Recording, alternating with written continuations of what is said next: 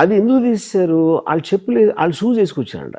ఇది రాబర్స్ తిరుపతిని దొంగిలించడానికి వచ్చిన వాళ్ళు బయట షూస్ ఇప్పొస్తాడు లోపలికి. ఎవడైనా కిరీటం ఆ గర్భగుడిలోకి వెళ్ళకూడదు, దేవుణ్ణి ముట్టుకోకూడదు అంటే ఆ షాట్లు అన్నీ తీసే చివరికి 3 నిమిషాలు మిగిలింది 15 నిమిషాల్లో. సో దట్ కైండ్ ఆఫ్ అదేంటి సెన్స్ ఆఫ్ గైడెన్స్ కూడా లేదు అప్పుడు అసలు ఇలాంటివి చేయకూడదని. సో దట్ ఆస్పెక్ట్లో కోపం వచ్చి చెప్పినది ఆ టైంలో. ఇప్పుడు మీకు ప్రొడ్యూసర్ ఫ్రిక్షన్ ఏది వచ్చిందన్నారు కరెక్ట్? అది ఆబ్వియస్లీ ఆయన మనీ స్టక్ అయిపోయింది. మనం ఆపేద్దాం సినిమా, మనం ఏమంటుందని రివ్యూ బోర్డ్కి, ట్రిబ్యునల్ బోర్డ్కి వెళ్దాం అని చెప్పాను. కానీ కంటెస్ట్ చేద్దాం అన్నారు. కానీ of course as a producer is got every right. ఆయన మనీ అంతా బ్లాక్ అయిపోయి అక్కడ మాత్రం వస్తుందా రాదా గ్యారంటీ లేనప్పుడు ఆల్రెడీ రిలీజ్ డేట్ అనౌన్స్ చేసేసి థియేటర్స్ అన్ని బుక్ చేసి ఉన్నాయి. So obviously he was right in his own way. Fiction అని కాదు. Yes, I was upset definitely. తర్వాత అండి మీరు కొన్ని అంటే సరే బాంబే గ్యాంగ్స్టర్స్ మీద కొన్ని సినిమాలు తీశారు, బాగా హిట్ అయినాయి. కానీ but when it comes to ఆంధ్రప్రదేశ్లో రంగా నెహ్రూల మీద, తర్వాత సూరి వీళ్ళ మీద తీసినప్పుడు పట్టాల రవి అవి పెద్దగా కనెక్ట్ అవ్వాలి జనం. అంటే యావరేజ్గా వెళ్ళినట్టున్నాయి. అంటే ద పాయింట్ ఏంటంటే ఎవెన్చువల్లీ ఫిల్మ్ సక్సెస్ అంటే ముందే మీరు ఊహించారా అది అట్లాగా? అంటే యావరేజ్ ముందు ఎవరు ఊహిస్తారు, ఎందుకు ఊహిస్తారు? ఎంత ఎదవైనా అతను చేసే పని సఫలం అవ్వాలని కోరుకుంటాడు కదా. అంటే అట్లాగా సార్, అది అవ్వదు కదా. It is not in human nature. ఏ పని ఎంత చిన్న పని చేసినా కూడా ఒక మనిషి పాజిటివ్ రిజల్ట్స్ అనుకుంటాడు. కరెక్ట్. నేను అనేది ఎక్స్పెక్టేషన్స్లో ఒక రేంజ్ అనే కనీసం అలా ఎవరు చేయలేదండి. ప్రతి డైరెక్టరు 150 సినిమాలు తీస్తాం మనం తెలుగులో. నేను చెప్పేది 150 మంది డైరెక్టర్లు కూడా రాజమౌళి కన్నా పెద్ద హిట్ కావాలని కోరుకుంటారు. మీకు మీ హీరోయిన్స్ గురించి ఒకటి చెప్పారు, శ్రీదేవి అఫ్ కోర్స్ మీకు ఒక గాడ్ లాగా. నేను అనుకుంటాం రేవతి గారి మీద కూడా మీకు కొంత ఇది ఉన్నట్టుంది లేదా? ఆమెని రాత్ సినిమా సెకండ్ సినిమాలోనే పెట్టినట్టున్నారుగా. కొన్ని సినిమాల్లో కూడా చేసాను. కానీ అంటే నాకు మీ ఉద్దేశం నాకు అర్థం కాదు. హీరోయిన్స్ లో ఏదో ఉంది అంటే అది అట్లా కాదు. మీకు ఆ ఇష్టత అనేది నాట్ సో మచ్. ఎందుకంటే ఆమెలో మంచి యాక్టర్ ఆమె. మీరు చాలా అంటే ఆమెని మెన్షన్ చేయలేదు మీరు, అందుకని నేను చెప్పాను. మీరు కొంతమంది హీరోయిన్స్నే ఉదహరించారు. రేవతి గారు నేమ్ లేకపోతే, శ్రీదేవి గారు, ఊర్మిళ అలాంటి హీరోయిన్స్ నేను వాళ్ళందరినీ విపరీతంగా ఆరాధించేవాడిని. అది నేను రేవతి గారితో చేయలే. అది నేను చెప్పాను. అంటే మీరు వెరీ సెకండ్ మూవీయే అన్కన్వెన్షనల్ ఆమెకి అప్పుడు ఉన్న దానికి. రాత్ అనే సినిమా అన్కన్వెన్షనల్ రోల్లో మీరు పోర్ట్రే చేశారు. అందుకని నేను అడుగుతాను, అంటే ఆమె మీద ఏమన్నా ఆ రకమైన ఇష్టం? Only because she is a very good actress. So అదే బుక్ సెకండ్ పార్ట్ ఏమన్నా ఇప్పుడు ఐ డోంట్ థింక్ సో, ఎందుకంటే నాకు అసలు టైం లేదు. అబ్సల్యూట్లీ. అండ్ ఆల్సో బుక్ అనే ఎలిమెంట్ మీరే రాశారా టోటల్గా? నేనే రాశాను. చాలా మంచి, అంటే మీ స్టైల్ చాలా బాగుంది. అంతకుముందు ఏమైనా స్టోరీస్ అట్లాంటివి రాశారా? ఇది ఫస్ట్ అటెంప్ట్ అది? మేబీ కాలేజ్ టైంలో ఈ కాలేజ్ మ్యాగజైన్స్ ఉంటాయి కదా, దానికి రాశాను 1-2 సార్లు. బట్ ఫుల్ లెంగ్త్ రైట్ అనేది ఇదే ఫస్ట్ టైం. ఎవరికైనా చూపించారా ఏమన్నా? అంతేనా? మీకు మంచి రివ్యూస్ బాగా వచ్చి ఉండాలి. అంటే కంటెంట్ పక్కన పెడితే అసలు స్టైల్ ఆఫ్ రైటింగ్ అనేది దాని మీద వచ్చి ఉండాలి. వచ్చినాయా? సో ఎన్ని బుక్స్ అది సోల్డ్ అయినాయండి? నేను ఒకసారి అయిపోయిన తర్వాత దాన్ని వదిలేస్తారా? పబ్లిషర్కి ఇచ్చేసారు మొత్తం. అది సక్సెస్ ఎన్ని అనేది నేను దాని గురించి నేను ఇంకా ఏమి చేయలేకపోతే దాన్ని మర్చిపోతాను. అంటే ఏమి చేయలేకపోతే if I can't do anything more. అచ్చా. ఇప్పుడు ఫైనాన్షియల్ ఆస్పెక్ట్ అనేది పబ్లిషర్ది. నేను ఆ బుక్ మళ్ళీ రాయలేను. అంటే ఈ మధ్య ఒపీనియన్స్ పట్టించుకోను అసలు. నన్ను పోయిన నేను పట్టించుకోను, క్రిటిసైజ్ చేసినా పట్టించుకోను. Because I'm busy in other work after that. అంటే ఈ మధ్యకాలంలో పుస్తకం రిలీజ్ అయితే రైటర్తో కొంత గెట్ టుగెదర్స్ లాంటి అట్లా పెట్టడం అలాంటి జరిగినాయా మన పుస్తకానికి? అంటే గన్స్ అండ్ థైస్ రిలీజ్కి ఢిల్లీలో చేశారు. అప్పుడు వెళ్ళాను, ఫస్ట్ టైం రిలీజ్ రోజున వెళ్ళాను. ఇంటరాక్టివ్ సెషన్ లాంటిది అది ఎక్కువ, అంటే ఈ మధ్య ఎక్కువైంది అనుకోండి, ఆఫ్ లైట్ ఎక్కువ చేస్తున్నారు. తర్వాత సరే మీరు మళ్ళీ రానన్నారు, సరే వచ్చారు. మీరు ఇందాక చెప్పారు అంటే ఒపీనియన్స్ అంటే గిరీశం లాగా మనం చేంజ్ చేసుకోవాలనేటువంటిది అది ఒక కాంటెక్స్లో చెప్పారనుకోండి. ఇప్పుడు మీరు చెప్పింది 100% కరెక్ట్. ఎందుకంటే ఏది కూడా అంటే దీనిగా ఉండదు కాబట్టి, స్టాటిక్గా ఉండదు కాబట్టి ఒపీనియన్స్ అన్నీ మారుతూ ఉంటాయి అన్న. కానీ బేసిక్ కొన్ని ఉంటాయి కదా, అవి కూడా ఉండవా? కోర్ వాల్యూస్ ఏమి ఉండవా? And I'm all the time listening to people, anybody intelligent or reading or something I'm experiencing. I change myself all the time. Okay, Yeah. Everyday మారుతూనే ఉంటారా? Yeah. సో ఫిక్స్డ్ ఒపీనియన్స్ అంటే ఏమి Every day is not the point. Any time a new thought comes which will defeat my older thought. Okay, అంటే betterment కోసం. Betterment అని కూడా అన్ను, ఎవరి దృష్టిలో బెటర్మెంట్ అనేది point after that. It is మీకు బెటర్గా అనిపిస్తుంది. బెటర్ కాదు, it just destroys and one idea will kill another idea. ఎంతవరకు ఒక దాన్ని నమ్మిన దాన్ని నాకు ఆపోజిట్ వ్యూ పాయింట్ ఇచ్చారంటే దీని పక్కన పడేస్తాను అంతే. What I'm convinced about any given point of time. Technology మీద బాగా మీకు పట్టుందా? Technology, and again, it's a question. See, technology by definition is the technique, knowing the technique of something. Knowing the technique and using that technique. I use everything on a more on a psychological. For example, నేను 30 years old, I'm a director. నాకు అసలు camera ఎలా పనిచేస్తుందో తెలియదు. For example, I don't understand any of the post production technology. నేను just నా idea చెప్తే ఎవరో ఇంప్లిమెంట్ చేస్తారు. So that way I'm very bad in technology. Okay, but ఆ టెక్నాలజీ ఎఫెక్ట్ ఏంటి అనేది సైకలాజికల్గా, ఫిలసాఫికల్గా అది నేను ఐఎమ్ మాస్టర్ ఎట్ దట్.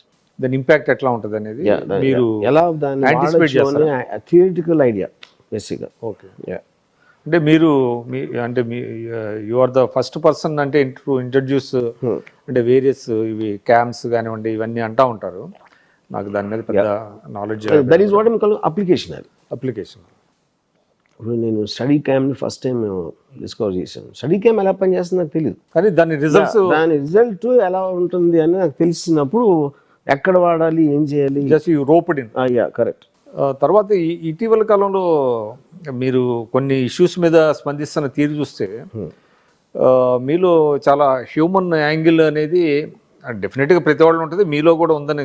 అంటే మీరు అంటూ ఉంటారు కదా, నేను దేనికి కూడా స్పందించను అంటారు, కానీ ఇటీవల డాగ్ బైట్స్ వీటి మీద మీరు స్పందించినటువంటి తీరు మీ ఇమేజ్ని కంప్లీట్గా మేక్ ఓవర్ చేసింది. ఆ విషయం మీకు గ్రహించారా? ఎందుకంటే ఇందాక చెప్పాను కదా, నేను వేరే నా గురించి కాన్సిక్వెన్సెస్ ఏంటనేది, వెదర్ దే విల్ సే ఏంటి అమ్మాయి కాళ్ళు నాకుతాడంటే సిగ్గులేనోడు అన్నా నేను పట్టించుకోను. చాలా మంచి హృదయం ఉంది, కుక్కల మీద స్పంది అన్న కూడా నేను పట్టించుకోను. ఎందుకంటే నేను అన్నీ నా కోసం చేస్తాను. ఎవరు బ్యాడ్గా అనుకుంటారు, ఎవరు గుడ్గా అనుకుంటారు అనేది అసలు పట్టించుకోను. Because I live my life my self. So ఇప్పుడు ఒక పర్టికులర్ వీడియో చూసేసి ఎవెన్చువల్లీ ఎమోషన్ అనేది ఏంటి, మీరు ఎమోషన్ అనేది ఎవరు లేకుండా ఎవరు ఉండరు బేసిక్గా. కాకపోతే ఎమోషన్స్ని మీరు కంట్రోల్ చేస్తున్నారా, కంట్రోల్ చేసేలా చేస్తున్నాం అనేది difference. So bulk of the time నేను నా ఎమోషన్స్ నన్ను కంట్రోల్ చేయనివ్వరు. సో అది మీకు అనుకోకుండా చూసి మీరు స్పందించారు అంతే. So there ends the matter. తర్వాత దాని అంటే అది కూడా ఆల్మోస్ట్ నాకు లైఫ్లో ఒక సినిమా లాంటిది. ఇప్పుడు నేను దేన్ని ఎవరిని సీరియస్గా నన్ను కూడా తీసుకోలేను. You know I think we are living on a borrowed life. Borrowed అంటే మనం ఇప్పుడు ఫ్యూచర్ అంతా వేరే మనది కాదు, ఎందుకంటే మనం ఇంకా వెళ్ళలేదు. సో ఇప్పుడు నేను బతుకుతున్నది దాంట్లోంచి తీసుకుని. So every second, every minute I take it as a acceptance of something which being given to me by some other entity. ఆ బిలీఫ్ ఉంది మీకు. సో ఈ పాలిటిక్స్ మీద ఎందుకు మీరు దాని మీద ఎందుకు దృష్టి పెట్టారు? ఇప్పుడు as a film maker my job is మీరు అద్భుతమైనటువంటి ఫిల్మ్ మేకర్. ఏదండి, మీరు మంచి film maker. I tell stories, anything which interest me as a story material. ఇప్పుడు ఫర్ ఎగ్జాంపుల్ లక్ష్మీస్ ఎన్టీఆర్ ఉంది అనుకోండి, నాకు అది ఏ పార్టీ దానికి సంబంధం లేదు. ఎన్టీ రామారావు అనే స్టార్కి అంత బతుకు పర్టికులర్ టైంలో what happen to mean viceroy hotel, that interested me as a subject matter. అంటే దాని మీద మీరు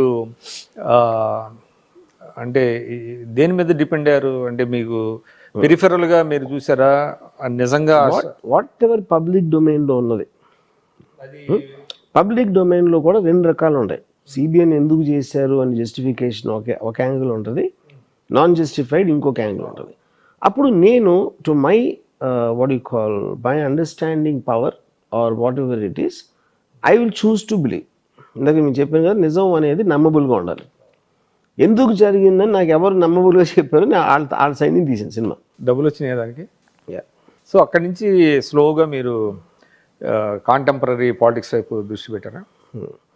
పాలిటిక్స్ నేను పట్టించుకున్నాను, ఐ డోంట్ నో, కేవలం పొలిటికల్ సైకాలజీ అంతే. మీకు కేసీఆర్ గారి లైఫ్ బాగా అపీలింగ్ అనిపించాలా? I want to make you film on him also someday. అంతేనా? కలిసారా ఈ మధ్య ఎప్పుడన్నా? మీకేం పిలుపు రాలేదా? మరి కలవకుండా ఎలాగా చేద్దామని? పబ్లిక్ ఫిగర్స్ కలవాల్సిన అవసరం ఉంది. మీరు బాల్ ఠాకరే గారిని కలిసారు? ఎన్టీఆర్ గారిని కలవలేదు, బాల్ ఠాకరే సినిమా అయిపోయి కలిసాను.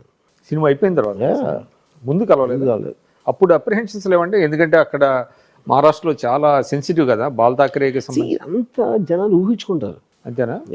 Media hype. అది మీడియా హైప్ అంతే. నేను బాల్ ఠాకరే కానీ సినిమా అయిపోయి రిలీజ్కి 2 రోజుల ముందు ఇన్వైట్ చేశాను అంతే సినిమా చూడడానికి. ఆయన పర్మిషన్ నేను ఎప్పుడు అడగలేదు, ఎవరు దాన్ని అబ్జెక్ట్ కూడా చేయలేదు. అయితే కాంట్రరీ టు ది కరెక్ట్ ఏదో ఒపీనియన్, పబ్లిక్ ఒపీనియన్ డిఫరెంట్గా ఉంటుంది. సో కేసీఆర్ గారి మీద తీసే సినిమా కూడా ఆయన కలవాల్సిన అవసరం ఉంటుంది. పబ్లిక్ డొమైన్ మీద ఎవరిని కలవట్లేదు. అది ఇది కాంటెక్స్ట్. ఇప్పుడు అది కూడా కాంటెక్స్ట్. ఇప్పుడు ఫర్ ఎగ్జాంపుల్ వైఎస్ఆర్ గారు పోయిన ఘటన ఏదైతే అయిందో, హెలికాప్టర్ క్రాష్, దాని తర్వాత వచ్చిన పరిస్థితులు ఏం జరిగిందని నేను ఒక పొలిటికల్ థ్రిల్లర్ తెస్తాను. సో దాంట్లో one of the aspects YS Jagan కూడా ఉన్నారు. ఓకే, అంటే సినిమా ఫోకస్ ఎక్కువ దాని మీద. ఎస్, అంటే వైఎస్ఆర్ గారి యాక్సిడెంట్ మళ్ళా తర్వాత after math is the point, you know. So obviously YS Jagan also is important character in that. So తర్వాత జరిగింది. ఇప్పుడు 2-3 రకాలు ఉన్నాయి దాని మీద. అంటే కొంతమంది తండ్రి పార్థివ దేహాన్ని అక్కడే పెట్టుకొని సంతకాల సేకరణ చేసాడు ఆయన సీఎం అవ్వాలని అని ఒక వెర్షను. లేదు అట్లాంటిది ఏమి లేదనేది ఒకటి ఉంది. అంటే మీకు తెలిసినటువంటి పబ్లిక్ డొమైన్లో ఉన్న ఫ్యాక్షన్ బట్టి చేస్తారా, లేకపోతే just because is in the power కాబట్టి ఆయన? యాక్చువల్లీ మీరు ఏ సినిమా చేసినా మీకు ఒక అబ్జెక్టివ్ ఉంటుంది.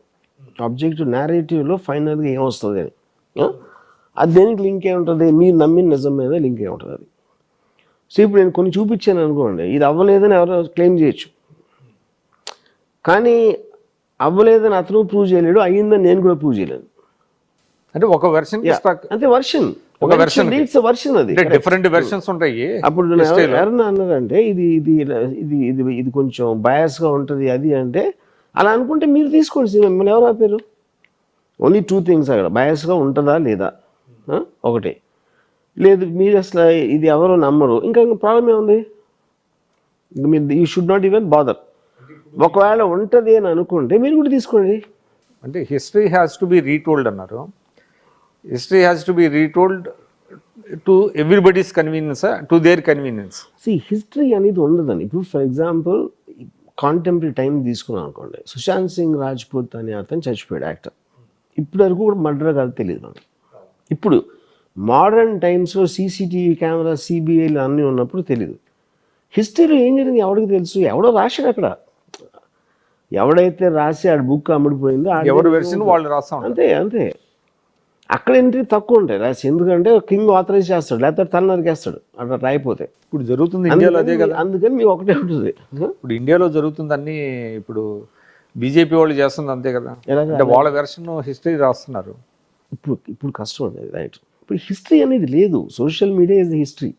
అంటే అబ్జెక్టివ్ అంటే ఏ రోజు అంటే హిస్టరీ అంటే చాలా మంది ఇప్పుడు జరిగిపోయింది కాబట్టి ఎవరికి నచ్చినట్టు అట్లా. ఇవాళ పర్టికులర్ ఇన్సిడెంట్స్ జరుగుతున్నాయండి, దాన్ని డాక్యుమెంట్ చేస్తారు. అంటే బేసింగ్ అపాన్ దోస్ న్యూస్ అదే హిస్టరీ అవుతుంది తర్వాత రేపటికి. నిన్నటి వార్త కాదు, ఎందుకంటే అక్కడ పాయింట్ ఏంటంటే ఆల్రెడీ ఇప్పుడు మీకు తెలిసిపోయి నాకు తెలిసిపోయి అందరికీ తెలిసిపోతే హిస్టరీని ఎవరు కేర్ చేస్తారు? ఇది టాప్ సీక్రెట్గా మెయింటైన్ చేయట్లేదు కదా. అవును, మెయింటైన్.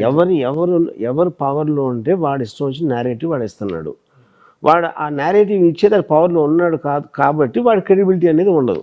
అప్పుడు దానికి హిస్టరీ అనే దానికి మీనింగ్ ఉండదు. అప్పుడు ఇప్పుడు మీ రాను జనాలు ముందు ఏం జరిగిందంతా పట్టించుకోవడం మానేస్తారు, ఎందుకంటే they too busy right now and they'll get more busy in the future.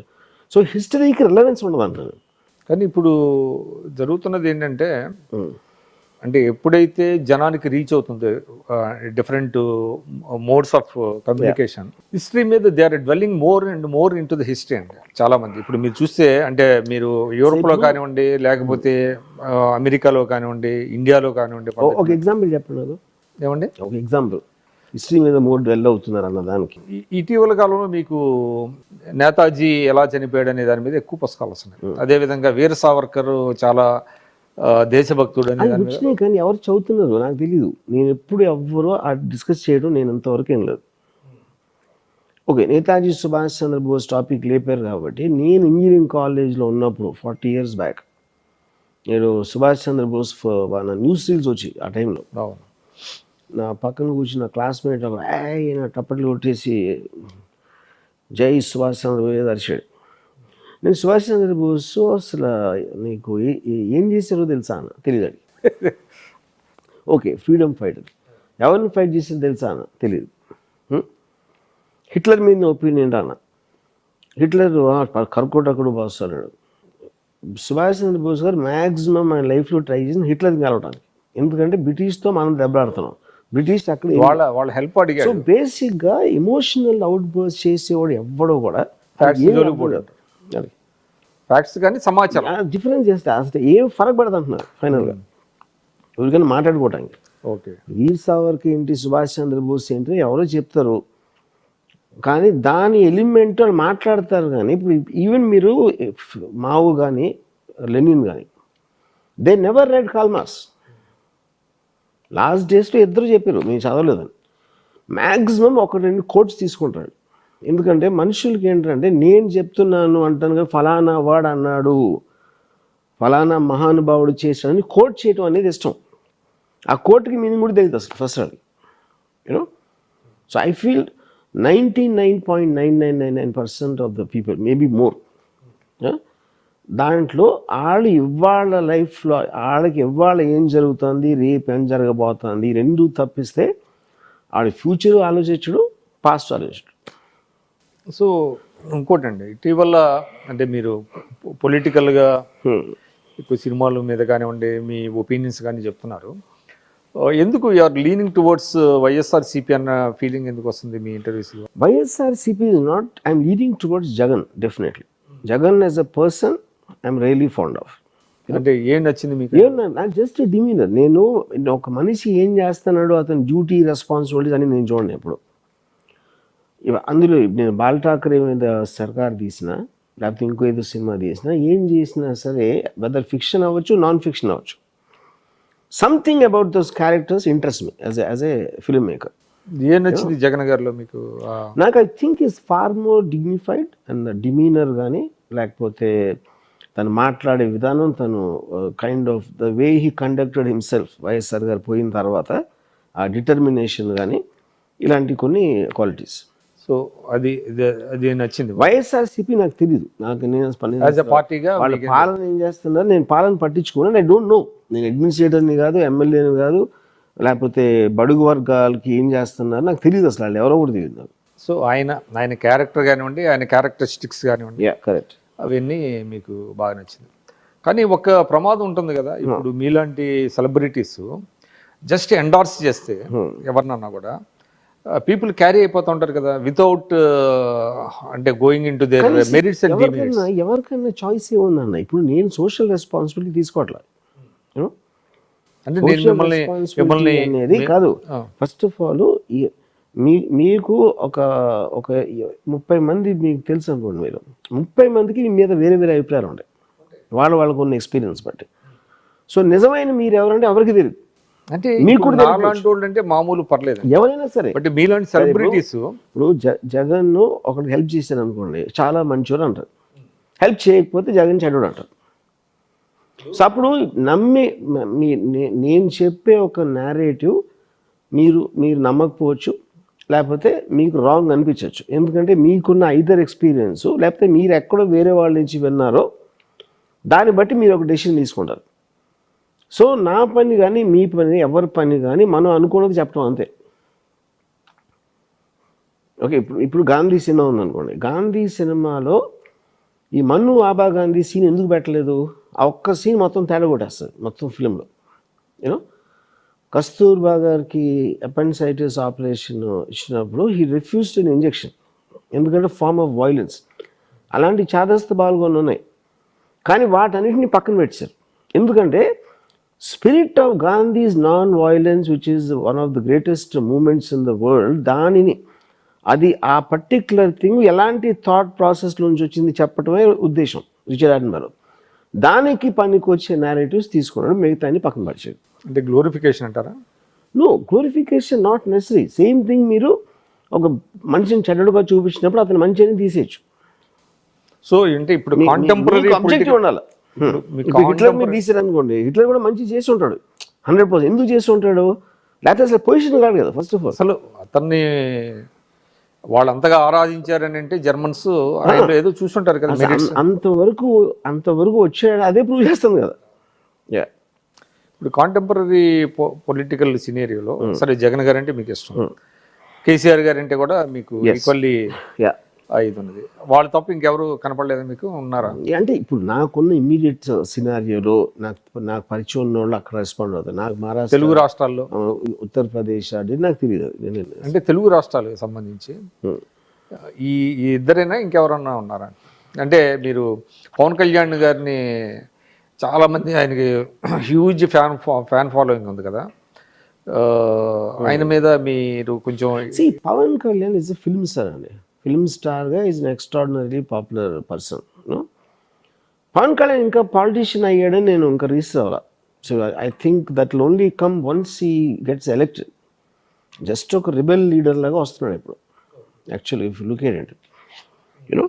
So rebel leader is a completely different chapter. For example తను మాట్లాడితే చే గౌరా అంటాడు. So Che Gaura is a communist rebel. Cuban రెవల్యూషన్లో he worked and he was killing Americans. ఆ particular టైంలో Russia, China అన్ని చాలా ఫామ్లో ఉన్నాయి. So the whole world was leaning towards communism in a certain sense of the word, you know. అప్పుడు టీ షర్ట్ల మీద వచ్చాడు, అక్కడ ఫిక్స్ అయిపోయాడు పవన్ కళ్యాణ్ తను చిన్నప్పుడు స్కూల్లో, యూనో. ఇప్పుడు రియలిస్టిక్ అప్రోచ్ చూస్తే మన PWG leader Ganapathi is exactly చేయగలరా, ఏమి డిఫరెన్స్ లేదు తన ఆబ్జెక్టివ్కి తన దీనికి. గణపతి పేరు తీసుకోడు because is branded and terrorist against the establishment అంత. సో అప్పుడు ఏమవుతుందంటే అందుకని నేను రెబెల్ లీడర్ అన్నా.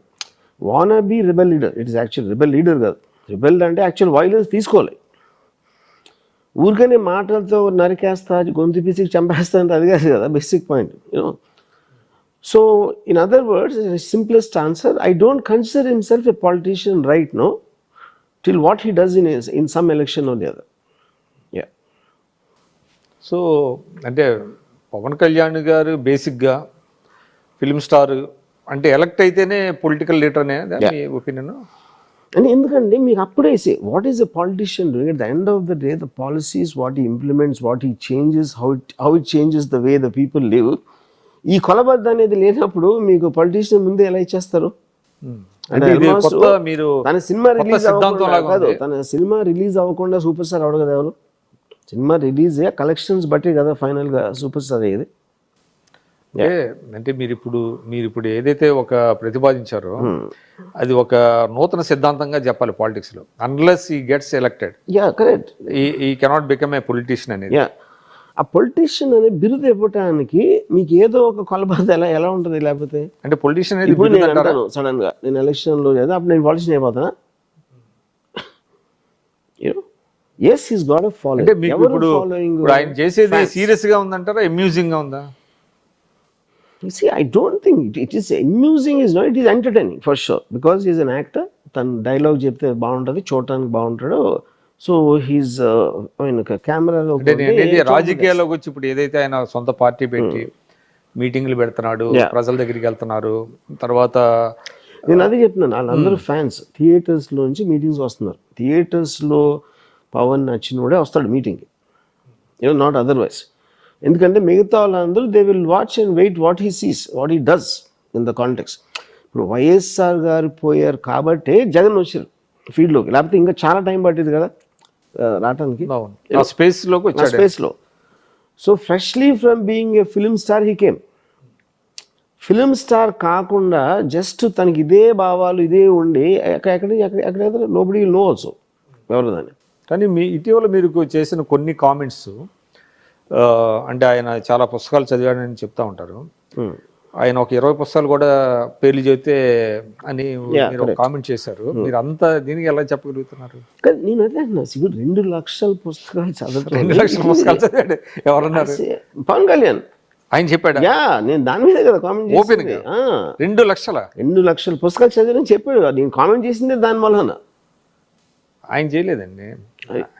నా క్వశ్చన్ అడిగింది యాంకర్ గారు 2 లక్షల పుస్తకాలు చదివాను. ఆయన ఇప్పుడు నాకు తెలిసి as far as my knowledge goes, అతను పుస్తకాలు ఏదో కోట్ చేస్తూ ఉంటాడు, తప్పుగా చెప్తాడు. శ్రీశ్రీ చెప్పింది ఇది ఇప్పుడు సార్ నాకు 2 లక్షల నేను యాక్చువల్ కానీ ఏదో ఒక నంబర్ అది ఆయన ఇప్పుడు అంటే ఒకసారి కేసీఆర్ గారు చెప్పారు, ఏదో ఒక నంబర్ చెప్పాడు ఆయన, ఇన్ని పుస్తకాలు చదివానంటే అది దానికి కొంత ఇదే కాంట్రవర్సీ. కానీ నాకు తెలిసి పవన్ కళ్యాణ్ 2 లక్షల పుస్తకాలు అసలు ఎట్లా ఇర్లవెంట్. ఎందుకంటే నేనేమన్నానంటే మన పొలిటికల్ స్పీచెస్లో అన్నెసెసరీ ఎక్సైజరేట్ చేస్తానని అవసరం లేదు.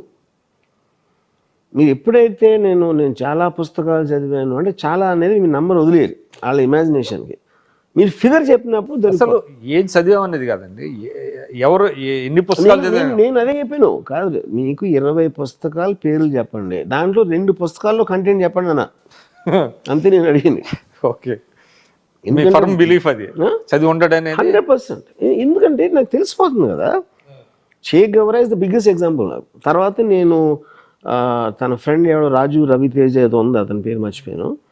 అతను పవనిజం ఏదో బుక్ రాశాడు, దాంట్లో ఒక్క పేజ్ చదివితే తెలిసిపోతుంది ఏం తెలియదని. చదివారు అది? నేను 2 పేజెస్ చదివి రివ్యూ రాశాను, 1.5 పేజ్. ఎందుకంటే 1.5 పేజ్ చదివి ఎలా రివ్యూ రాశాను మీరు అడిగితే, ఆ 1.5 పేజ్ కూడా ఎవరు చదవాలని నాకు తెలుసు, అందుకని. ఎందుకు మీరు ఆయన మీద ఎక్కువ ఫోకస్? ఏం పెట్టలేదు. ఇప్పుడు నేను అప్పుడు కుక్కల మీద పెట్టాను. కుక్కలకి దేనికి సంబంధం అసలు? అది ఏదండి కుక్కలు కలిసి దాని మీద పెట్టాను. లేకపోతే ఇంకా చాట్ జీపీటీ అనే ఆర్టిఫిషియల్ ఇంటెలిజెన్స్ పెడతాను. పవన్ కళ్యాణ్ పాపులర్ కాబట్టి అది నోటీస్ చేస్తారు అంతే. అంటే మీరు పని కట్టుకుని ఒక్కల మీద ఇప్పుడు మీరు పుస్తకంలో ఒక చోట రాశారు, ఏది సరిగా లేకపోతే నేను వెంటనే గేర్ మార్చేస్తాను అన్నట్టుగా మీరు అన్నారు. అంటే to draw the attention of the public మీరు పవన్ కళ్యాణ్ ని టైమ్ అండ్ అగైన్ కాదు, నేను అది చెప్తున్నా. నేను నా మీద కూడా వేసుకుంటాను జోకులు, నా ఫెయిల్యూర్స్ గురించి మాట్లాడతాను. ఎవరెవరు దాంట్లో పాపులర్ అయినప్పుడు అది ఎక్కువ లైమ్ లైట్లోకి వెళ్తుంది అనుకున్నాను. వెళ్ళాలనేది మీ ఉద్దేశం? నేను ఏం మాట్లాడా అన్నీ వెళ్ళాలన్న ఉద్దేశం, లేకపోతే ఎందుకు మాట్లాడాలి మీరు? అంటే ప్రజలు చర్చించుకోవాలి దీని మీద అనేది. చర్చించుకోవటం కాదు, సోషల్ మీడియాలో చర్చించుకోవడం లేదు. ఇంకా it reaches me opinion people. వాళ్ళ తర్వాత లేదా అంటే టీవీ డిబేట్స్ లో వాటిలో మాట్లాడుతున్నారు కదా. చర్చించుకోవడం అంటే అదే హోల్ పాయింట్ ఆఫ్ కమ్యూనికేషన్. మీరు ఇప్పుడు ఇవాళ ఇంటర్వ్యూ ఎందుకు చేస్తున్నారు? ఇది మీ యూట్యూబ్ ఛానల్లో చూడాలని. సేమ్ థింగ్ ఎగ్జాక్ట్లీ నేను అదే చేస్తున్నా. సో మీకు అంటే ఆయన ఏమైనా తప్పుగా వెళ్తున్నాడు, ఇది కరెక్ట్ కాదు? ఫస్ట్ ఆఫ్ ఆల్ నేను తప్పు కరెక్ట్ అనేది నా లైఫ్లో ఎప్పుడు చెప్పను. నేను కేవలం మీరు అన్నదానికో చేసిన దానికో నా రియాక్షన్ ఇస్తాను అంతే. ఇప్పుడు ఫర్ ఎగ్జాంపుల్ చే గవరా ఉంది. చే గవరా నేను ఇందాక ఇచ్చాను ఎక్స్ప్లెనేషన్ దాని గురించి. తనకి ఎవరో కూడా తెలియదు. ఆర్ బుక్స్ అనుకోండి, ఇంకోటి సేమ్ థింగ్ ఇంకోటి ఎవరినో అంటారు. మేయర్ని కుక్కల దాంట్లో ఐ వెంట్ ఆఫ్టర్. నాకు మేయర్కి ఏం సంబంధం అసలు? Mayor is not even a political post. Is not related really to political party. It is a government body. ఇంకోటి కూడా చెప్తా, అంటే మేము కొత్తగా వచ్చిన రోజుల్లో చాలామంది చేగువేర అని రాసేవాళ్ళు, అంటే చదవకుండానే అనమాట. యాక్చువల్లీ స్పెల్ చేయడానికి షేక్ గువేరా అనాలి.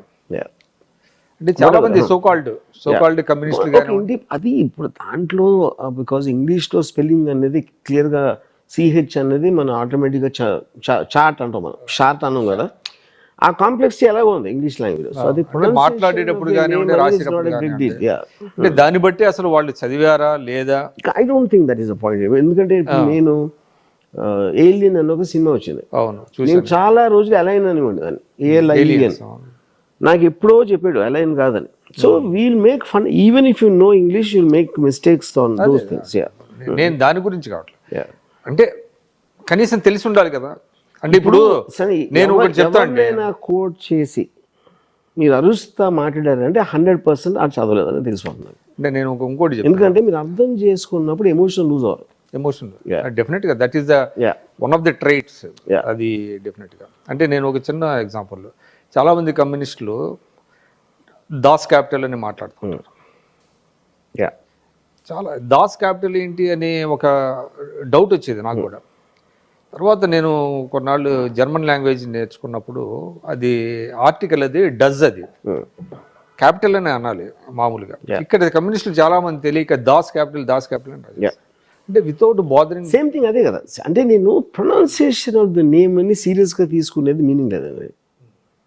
ఇప్పుడు ఫైనల్గా ఎవడైతే అన్నాడో దాస్ క్యాపిటల్ అని, ఇన్నేవాడికి కూడా కరెక్ట్ ప్రొనౌన్సియేషన్ లేకపోతే మీకు ప్రాబ్లం ఏంటి? నాకు తెలిసి ఇప్పుడు దస్ క్యాపిటల్ అనే వర్డ్ ఉంటుందని ఇండియా మొత్తంలో 0.01% కమ్యూనిస్ట్ కూడా తెలుసు దాని ప్రొనౌన్సియేషన్.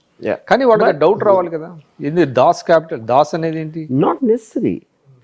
ఎందుకంటే చాలాసార్లు మనం తీసుకున్న ఇన్ఫర్మేషన్ యాసిడ్గా తీసుకుంటాం, కానీ దాని వెనకాల ఆరిజిన్ ఏంటి, అసలు దాని అసలు మీనింగ్ ఏంటి, ఎక్కడి నుంచి వచ్చిందని ఎవరు పట్టించుకోడు.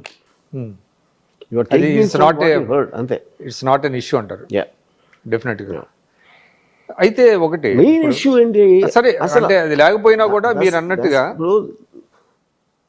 ఆ బుక్లో ఏం రాశాడు నీకు అర్థమైంది 5 నిమిషాలు చెప్పడం, అది ఇంపార్టెంట్. అది ఇప్పుడు మీరు ఆ పాయింట్కి వస్తున్నారు. ఇప్పుడు ఆయన నిజంగా ఇన్ఫ్లుయెన్స్ అయితే షెగువేరా, ఆయన ఏం చేశాడు, ఆయన ఆదర్శాలు, ఆయన భావజాలాన్ని ఇంప్లిమెంట్ చేయగలగాలి.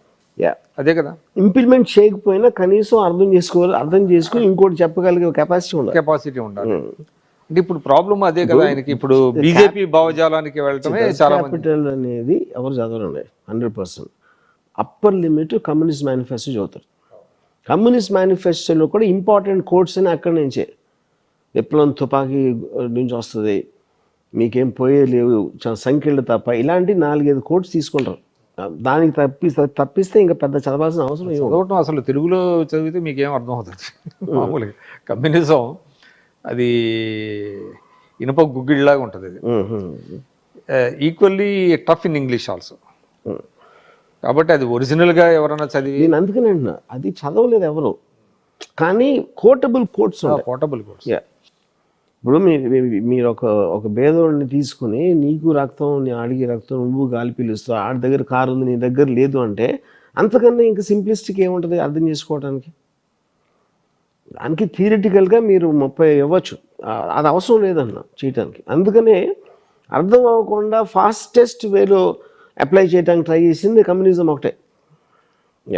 కమింగ్ టు అనదర్ పాయింట్ అండి, అంటే మీరు ఈ మధ్య తెలుగుదేశం నేతల్ని కొంచెం బిచ్చోనాయుడు అని, రసగుల్లా అని ఎందుకు వాడుతున్నారు అట్లాగా జనరల్గా? Because that's what I felt. కానీ ఎవరు ఎందుకు మాట్లాడినా కూడా అది ఎంటర్టైన్మెంటా, ఇరిటేషనా, లేకపోతే ఆ కుక్కలు బీలిటిలింగ్ కదా, వాళ్ళని బీలిటిల్ చేసినట్టు అవుదా? వీళ్ళు చేయటమే ఉద్దేశం, ఇంకేముంటుంది ఉద్దేశం? బికాజ్ హీ సెడ్ సంథింగ్, దానికి నేను రెస్పాండ్ అయిన అంతే. సో దే డిజర్వ్ అనే మీ ఫీలింగ్? డిజర్వ్ అని నోబడీ డిజర్వ్స్ ఎనీథింగ్. మీరు పొద్దున్న లేచిన తర్వాత పళ్ళు తొంగుని, బ్రేక్ఫాస్ట్ తిని, లంచ్ తిని, ఈ మధ్యలో ఏదో ఒకటి చేయాలి కదా. ఆ ఏదో ఒకటి చేసే దాంట్లో మీ దగ్గర టైం ఉన్నప్పుడు, మీకున్న ఇంపార్టెన్స్ ఉన్నప్పుడు, మీకు ఏమనిపించిందో దాన్ని బట్టి అదే మనం చేసేది అదే కదా లైఫ్లో. అందరే కొంతమందికి కొంచెం ఎక్కువ పాపులర్ వచ్చు, కొంతమంది తక్కువ పాపులర్ వచ్చు, కానీ మనుషులు అందరూ చేసేది అదే. పాపులర్ కానీ వాడు ఆఫీస్లో కలీగ్స్ గురించి మాట్లాడతాడు, లేకపోతే ఇంట్లో ఎవరి మీద కోపం వస్తుంది. అది ఎంత రేంజ్ ఎంత ఎక్కువ అవుతా ఉంటే అది, కానీ బేసిక్ ప్రిన్సిపల్ ప్రతి మనిషికి సేమ్ ఉంటుంది, వీళ్ళ గురించి వాళ్ళ గురించి మాట్లాడటం. గాసిప్ ఇది అన్ని సమాజాల్లో ఉందా, లేకపోతే మన ఇండియన్ వరల్డ్ అంతా ఉంది? ఇప్పుడు ట్రంప్ వచ్చిన తర్వాత అమెరికా నెంబర్ 1 ప్లేస్లో ఉంది యాక్చువల్గా. ఒకప్పుడు నేను వేరే కంట్రీస్ హాలీవుడ్ లో ఉన్నంత గాసిప్ యాక్చువల్లీ ఇండియన్ ఇండస్ట్రీస్ లో లేదన్నారు. బాలీవుడ్లో హాలీవుడ్ లో ఉండే బాలీవుడ్ చాలా ఏమి డిఫరెన్స్ ఉండదు. ఎందుకంటే గాసిప్ అనేది ఆ పర్టిక్యులర్ ఇండస్ట్రీలో ఉన్న ఒక స్పెసిఫిక్ సర్కమ్స్టాన్స్ నుంచి వస్తుంది. సినిమా ఇండస్ట్రీలో ఎఫ్ఐఆర్ గురించి ఎక్కువ మాట్లాడతారు, హోటల్ ఇండస్ట్రీ మాడకపోవచ్చు, కన్స్ట్రక్షన్ నుంచి మాడకపోవచ్చు, అక్కడ ఏదో వేరే గురించి మాట్లాడతారు. ఆ టెండర్ అలా వేసాడు, లేకపోతే కాంట్రాక్ట్లో దొబ్బిస్తాడు, అది ఉంటుంది గాసిప్. సో ప్రతి ఎకో సిస్టమ్కి దాని పర్టిక్యులర్ ఆస్పెక్ట్స్ ఉంటాయి గాసిప్ అనేది. అది ఒక ప్రమోషనల్ గా కూడా యూజ్ చేసుకుంటారా బాలీవుడ్ లో అంటారు గాసిప్? గాసిప్ అనేది వెబ్సైట్స్, టీవీ ఛానల్స్, వాటికి ఇండస్ట్రీకి ఏం ప్రమోషన్ అది? ఇండివిజువల్స్ కి ఫిలిమ్స్ కి న్యూస్ లో ఉండటం కోసం అట్లాగా. నేను అదే చెప్తున్నా, ఎవ్వరు మాట్లాడినా ఇనఫ్ పీపుల్ వినాలని కోరుకుంటారు. ఓకే, ఒక హస్బెండ్ అదేంటి ఇంట్లో కూడా ఆడ ఫ్యామిలీ అని కోరుకుంటాడు, ఆడ ఆఫీస్లో కూడా అంటాడు. ఇలా వాళ్ళ పొజిషన్ బట్టి వాళ్ళు ఎంతమందికి తెలుసు అన్న దాని మీద అంతమంది వినాలనే కోరుకుంటాడు. That's a part of how the society is proceeding. ఇప్పుడు ఇన్స్టాలు ఉన్నాయనుకోండి, ఇన్స్టా వచ్చిన తర్వాత ఇప్పుడు రీసెంట్గా ఈ క్రైమ్స్ జరుగుతున్నాయి.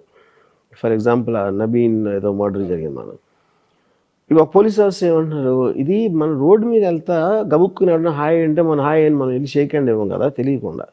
ఇన్స్టాలో ఫేస్బుక్లో ఫ్రెండ్ రిక్వెస్ట్ అనేది చేస్తున్నారు, అంటే అడ్డమైన వాళ్ళని కలుస్తున్నారు. అవును, సో అక్కడ పాయింట్ ఏంటంటే that is what technology does.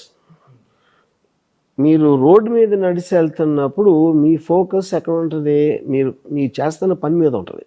ఇక్కడ మీరు కూర్చున్నదే వేరే వాళ్ళతో డిస్కస్ చేయడానికి, వేరే వాళ్ళతో ఇంటరాక్ట్ అవ్వడానికి కూర్చున్నది Insta. That mind set is different first of all. Second of all, మీరు ఎప్పుడు ఫ్రెండ్ రిక్వెస్ట్ ఆడ అన్నదో ఆడి ఫోటోను లేకపోతే ఆడి ఏంటని పరిచయం చేసుకుంటున్నాడు, వాటిల్లో మీకు నచ్చినప్పుడు మీరు ఫ్రెండ్ చేస్తున్నారు. దాని తర్వాత ఏదో జరుగుతుంది, మీరు రోడ్డు మీద కలిసినప్పుడు అదే జరగచ్చు. సో ఇవన్నీ కూడా ఎంత ఫాస్ట్గా చేంజ్ అవుతుంది టెక్నాలజీ అనే దాని మీద మీకు ఈ క్రిటిసిజం అంతా వస్తుంది. కానీ ప్రపంచ చరిత్రలో ఒక టెక్నాలజీ వచ్చాక ఎప్పుడు వెళ్ళిపోలేదు వెనక. ఏ టెక్నాలజీ కూడా ఉట్టి క్రిటిసిజం ఉంటుంది, అంతే. క్రిటిక్స్ ఉంటారు, అంటే టూ ఫేసెస్ ఉంటాయి దానికి. అంటే టెక్నాలజీకి మంచి చెడు రెండు ఉంటాయి.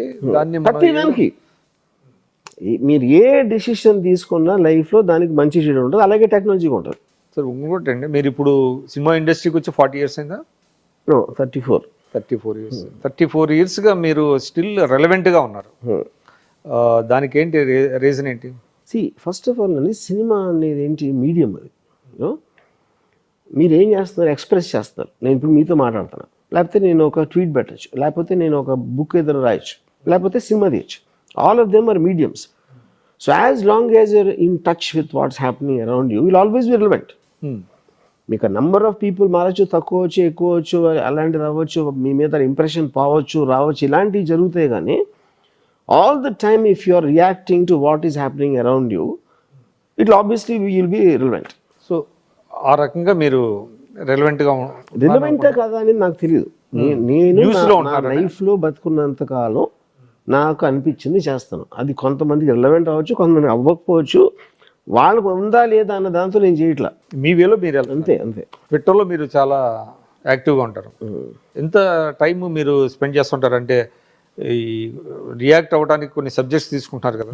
సపోజ్ మొన్న డాగ్ బైట్స్ ఉంది, ఎట్లాగా మీ నోటీస్కి వచ్చింది? మీరు పెద్దగా నాకు అది పంపారు, ఎవరో వీడియో పంపారు.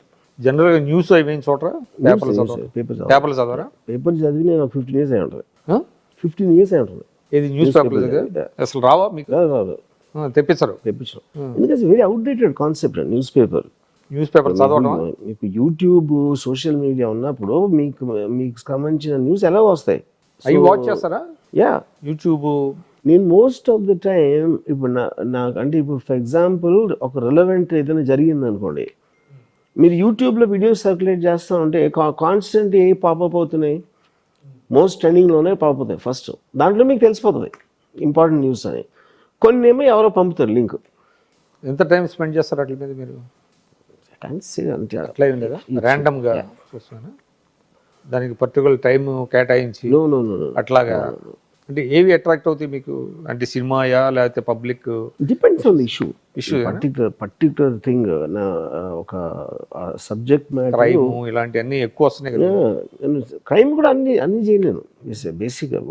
ఫర్ ఎగ్జాంపుల్ నవీన్ నేను ఒక్కడు కూడా చేయలేదు. Hmm. So what interest me the dog, I was shocked actually.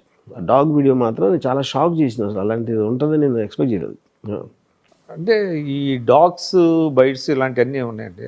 అంటే I don't want to name. కొంతమంది దీనికి పెద్ద ఎత్తున గవర్నమెంట్ నుంచి కొన్ని ఇన్సెంటివ్స్ ఇవన్నీ తీసుకొని కొన్ని నడుపుతున్నారు, బ్లూ క్రాస్ అని ఇవన్నీ కూడా.